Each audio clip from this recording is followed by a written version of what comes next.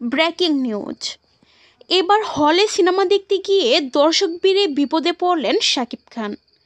সম্প্রতি আজ শাকিব খান তার অভিনীত বহুল আলোচিত দরদ সিনেমাটি দেখতে হলে গিয়েছেন। আর স্টার সিনেপ্লেক্সে দরদ সিনেমাটি দেখতে গিয়ে শাকিব খান পড়লেন দারুণ বিপদে। কারণ ভক্ত এবং সাংবাদিকদের ভিড়ে শাকিব খানের অবস্থা বাজেহাল। এদিকে মিডিয়া কর্মী এবং ভক্তদের সামলাতে হিমশিম খাচ্ছে নিরাপত্তা কর্মীরা। তবে সব কিছুর পরেও দর্শকদের ভালোবাসায় অনবরত মুচকি হেসে যাচ্ছেন শাকিব খান, যা সত্যিই প্রশংসনীয়।